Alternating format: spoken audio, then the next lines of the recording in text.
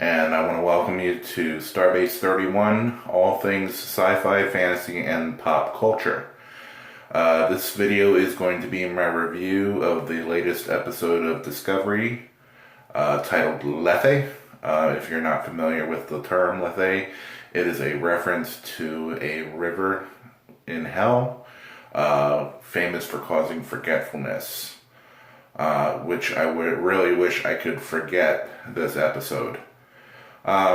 Before we actually get into the content of the episode, I want to say that I am appalled that a show is that anything CBS would put out, specifically Star Trek, that they would put it out and not have the technology in place to ensure a clean, smooth streaming of this episode. Especially when you're banking the success of your streaming service on the Star Trek name. Last night during the show, we kept getting a lot of buffering issues. It kept crashing, and it just kept skipping points in the episode. So whatever the technological issues are, I really hope CBS gets behind fixing it. Also, I noticed when I've been trying to watch things on the CBS app, for some reason, the closed captioning automatically starts on it, and I have to click on the screen a couple times to clear it off. I don't know why it's doing that, but they really need to fix that. That's a bit of an annoyance. Okay, so let's get into the content of Lethe. There are some disturbing issues that I wanted to talk about. You know, I've never liked the fact that they used a Vulcan mind meld as an explanation of long-distance telepathic communication. I did not agree with it when they did it during Enterprise between Trip and T'Pol, and I was kind of glad they left it vague at the end, because basically it was up to the fan to decide if they were actually communicating or if it was just imagination on their part. But they're blatantly more pushing that issue with this series, and you know, we have to remember that humans, no matter how much we evolve, I don't see us ever becoming telepathic. And certainly in Star Trek canon, you know, other than the Gary Mitchell episode, which, you know, that was done by outside forces, you know, humans are not telepathic by nature. So I do not understand how the writing room of Star Trek Discovery can make Michael Burnham telepathic and have her reach Sarek telepathically over light years of distance.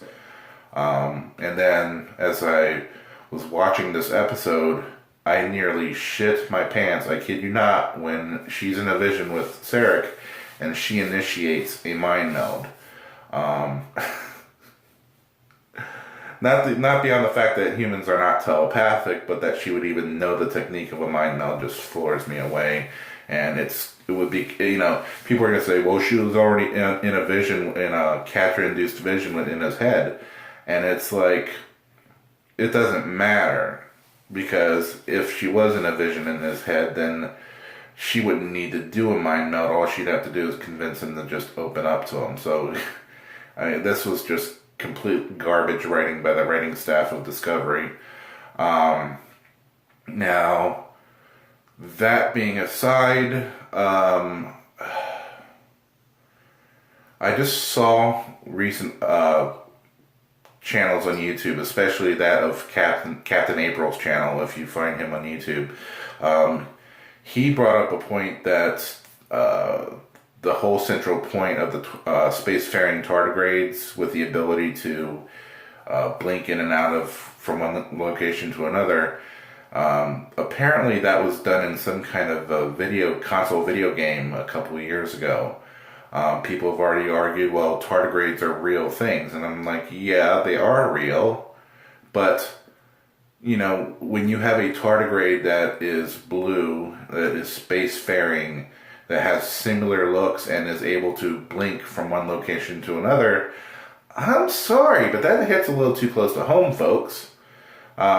Star Trek has in the past apparently accidentally plagiarized, and they've been able to get out of it with minimal scathing, but if the developer of this video game decides to file a lawsuit in federal court against CBS, CBS could be in a world of hurt, considering the tardigrade is a huge factor in the whole development of Discovery.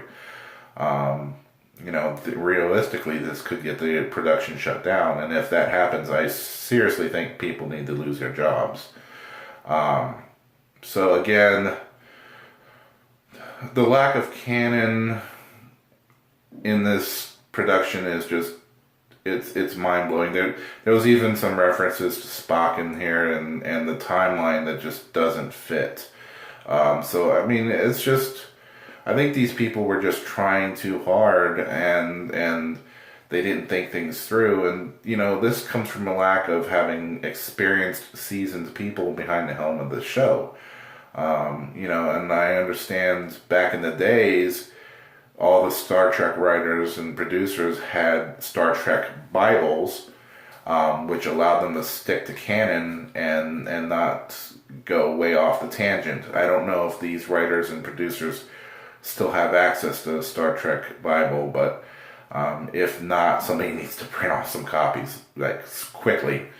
And one of the things that is kind of alarming to me about this too, when they announced season 2, is that they say that the Klingon conflict is going to be over by the end of season 1. Okay, now if the Klingon war is over by the end of season 1, and this takes place 10 years before the original series, if I'm not mistaken, we were still at war with the Klingons during the original series, and hostilities between the two really didn't stop until they ran into the Organians, who stopped them from fighting each other, and then ultimately it led to the Khitomer Treaty. This is just lazy, inefficient, improper writing by the staff. So you guys can call me a fanboy all you want. And, just in case you're wondering why there's a bit of an echo in this video, it's because I'm recording this video while sitting on the toilet, and I don't want to get banned off of YouTube, so I'm not going to show you that, but I will show you the bathroom and the toilet paper. Okay. I am sitting on the toilet recording this video because I believe that's where Star Trek Discovery belongs, down the toilet. All these new Trek fans need to realize that it's us fanboys that have kept this series alive for 50 years. And, I guarantee you, if someone went into the Star Wars franchise and made wholesale changes, if they made Luke Skywalker into a woman and called her Lucille and took away his lightsaber and gave her a water pistol, I think the fans would be in an uproar too. Alright, it's the fans of these series that keeps them going. And you know what? If you can't be a fan of the series the way they stand, then you have no right being a fan now. And that's my opinion. Anyway, I'm hoping that somehow CBS and the writers start turning things around. I really do want to support Discovery. I just think that at the end of the season, I think what they need to do is just scrap Discovery as it stands, and maybe take the series into the future, maybe even post-Nemesis, and feature a whole new crew on a more traditional Star Trek series with a ship named Discovery. So keep the name Discovery as maybe it would be the 1031/D or E or whatever. Just change the location of the story into the future, and with a whole new crew. And for God's sake, give us back our Klingons. Things need to go back. I mean, I'm not saying that you have to get rid of the serialized plots or the stunning visuals. I mean, the visuals are incredible. I don't like the way they've done the special effects, like the warp effect and the phaser effect. Phasers to me should always be beams of light, not little pew pew pew. And certainly the warp effect. One of the things I loved about warp travel, especially in the later series of Star Trek, was it was beautiful. It was stars streaking by, and this violent torrential maelstrom of light that they're traveling through now that they call warp is just, it's ugly. It's there's no class to it, there's no finesse to it. It just looks terribly ugly. So I hope somebody will steer this franchise straight. I personally think Discovery should go down the toilet. So anyway, that's my thoughts on this episode. I will continue to keep you guys posted on it as we continue along. I'm hoping that I will see the latest episode of the Orville at this point. Anyway, that's it for now. I will catch you guys later.